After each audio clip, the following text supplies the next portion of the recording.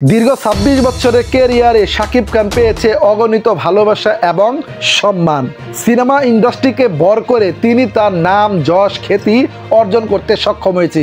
এর পিছনে সবচেয়ে বড় অবদান পরিচালক, এর পিছনে সবচেয়ে বড় অবদান সিনেমা হল মালিক, এর পিছনে সবচেয়ে বড় অবদান হচ্ছে আপনার আমার মতন সাকিবিয়ানরা।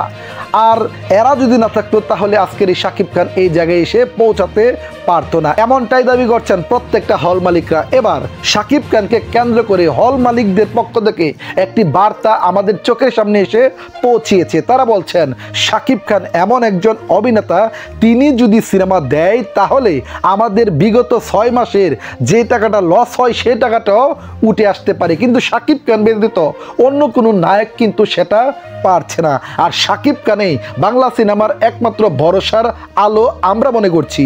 প্রিয়তমা, রাজকুমার, দরদ, এরপর তুফান, এই 4টা সিনেমা দিয়ে যেভাবে তুলপাড় ফেলেছিল, আশা রাখছি এই বরবাদের মাধ্যমে একেবারে ঢাকা ইন্ডাস্ট্রির প্রত্যেকটা শ্রেণী পেশার মানুষদেরকে বরবাদ করে দিতে পারি। এবং এমনটাও শুনতে পেয়েছি এবারে সিনেমাটিও নাকি মানুষ হল থেকে দেখার পর কেঁদে কেঁদে বের হতে পারে। তাহলে কি প্রিয়তমার মতন এমন কিছু থাকতে যাচ্ছে বরবাদ সিনেমাতে? যাই হোক, সেটা পরবর্তীতে আপনাদেরকে জানিয়ে দেওয়া সম্ভব হবে, কিন্তু সিনেমাটি না দেখে কোনো ধরনের মন্তব্য করা একেবারে উচিত নয়।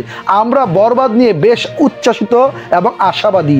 আশা রাখছি এই বরবাদ সিনেমাটি আবারও বাংলা সিনেমা একেবারে 2 ধাপ এগিয়ে নিয়ে যেতে পারে, কারণ শাকিব খানই বাংলা সিনেমাকে লিড দিচ্ছে।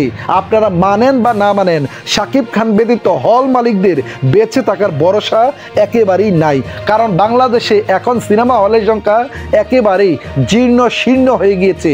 প্রত্যেকটা হল মালিক শুধুমাত্র তাকিয়ে থাকেন মেগাস্টার শাকিব খানের সিনেমা কবে নাগাদ মুক্তি পাবে। এই তালিকায় শাকিব খান বছরে 2টার উপর সিনেমাই দিচ্ছে না, এবং সেজন্যই আমরা সারা বছর স্টাফগুলোর বেতন দিয়ে রাখি তাদেরকে বসিয়ে, শুধুমাত্র একটা জিনিস চিন্তা করে যে বছরে শাকিব খানের 2টা সিনেমা আসবে, 2টা সিনেমা দিয়ে আমরা বিজনেস করে সমস্ত ক্ষতিপূরণগুলো দিয়ে তারপর আমরা 2টা টাকার মুখ দেখব।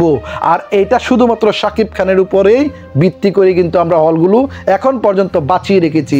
অন্য অন্য নায়কদের সিনেমা নিয়েও আমরা ট্রাই করেছি। অনেকেই বলেন যে আমরা নাকি নতুনদেরকে সুযোগ দিই না, কিন্তু এই তালিকা থেকে আমাদের একটা আক্ষেপ রয়েছে।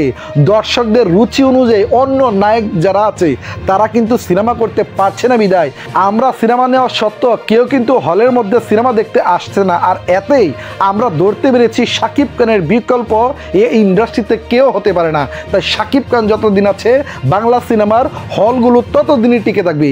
এই বিষয়গুলা এখন কিন্তু বেশ নাড়া দিয়ে উঠেছে সামাজিক যোগাযোগ মাধ্যমে। হল মালিকদের এই কথাগুলোকে সাকিবিয়ানরা কেমন করে মূল্যায়ন করছেন ভিডিওর কমেন্টে জানিয়ে দিবেন।